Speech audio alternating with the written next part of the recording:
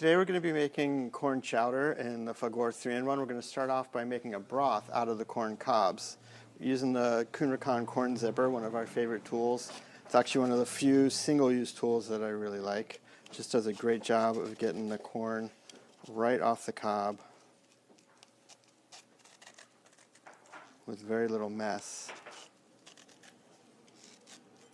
Super easy. Then we're going to take this, just break that in half, and then I have the cobs from 3 other corn cobs in here right in the pot. So it has a little bit of, it's 5 cups of water with a little bit of dill, a little bit of sage. You could use a little bit of thyme or any combination thereof. 1 white onion, a little bit of salt, and just a little pour of olive oil in there just to kind of help spread the flavors. So now we're going to lock the lid into place. So we're going to set it for 20 minutes, hit the on button, and then we'll come back when it's done. We'll see you in a few and show you what it looks like. So this just beeped to let us know that it's done. So I've turned it off. Now we're going to release the steam. You want to stand back when you do that, obviously, and not have it right under something. Another way to release the steam is to turn it off and let it come down naturally for about 10 minutes, and then you won't get quite as much of this. That's good when you're doing things like rice and beans, stuff like that. Give this a second.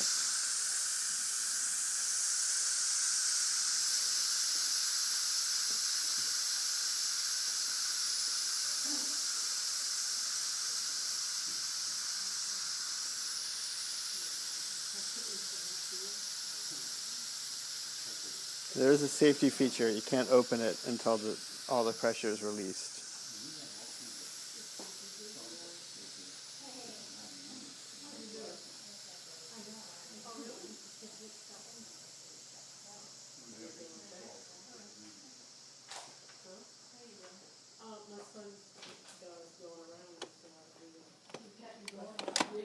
Alrighty. So there we go. So there's the broth. We're just going to strain it.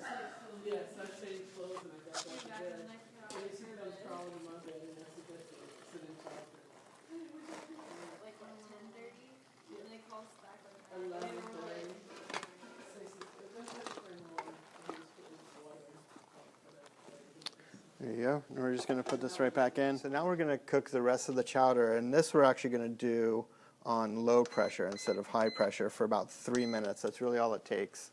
Here I have 2 diced carrots and about 3/4 pound of potato. I'm going to add just a little bit of oil to the cooker. I didn't even really bother cleaning it because it's going to be the same flavors in there.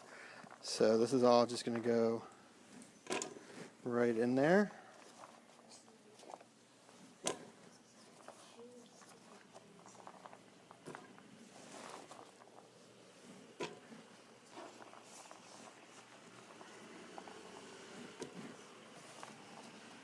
And then my secret ingredient for this is either Marash or Aleppo pepper. The Aleppo is a little bit less spicy. Depends on what you like. If you want a bit more heat, then go with the Marash, but that just adds a really nice texture to it. So I'm going to saute that in here. I like to hold this steady with a hot pad while I stir real quick.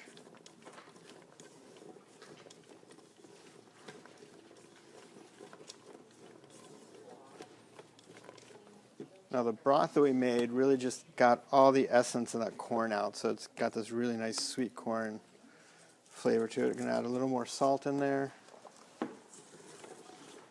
Give it another quick little stir. And then to keep a nice chunky chowder texture, we're going to just barely cover this with broth. And then again, we'll put the lid back on, and it'll come up to pressure.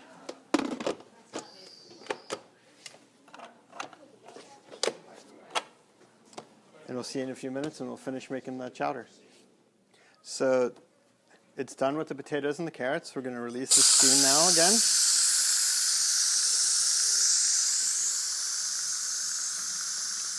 And then we're going to take our leftover fresh corn that has not been cooked yet. It's really not going to, it's going to be sort of raw because this is going to be enough heat really to cook it. So we're going to do two things with that.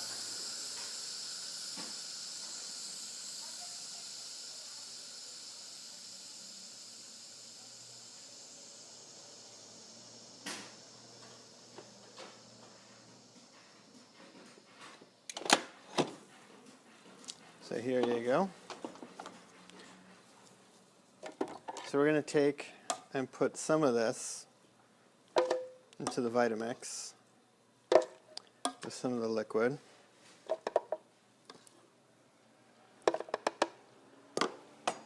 And then we're going to add some of the fresh corn as well.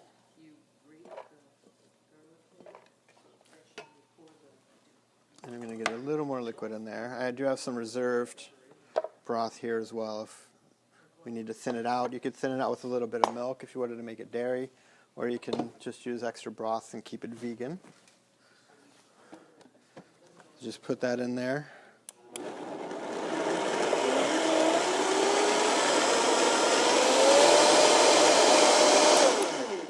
Just puree that. Oh, it's nice and thick, and those potatoes will help thicken it up really nicely. And then just pour it back in here.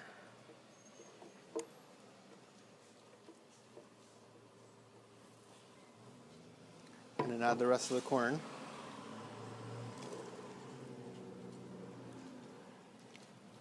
And there you go. There you have fresh corn chowder from scratch, including the broth, in under an hour. Hope you enjoy that. Hope you love the Fagor 3-in-1 as much as we do. See you soon.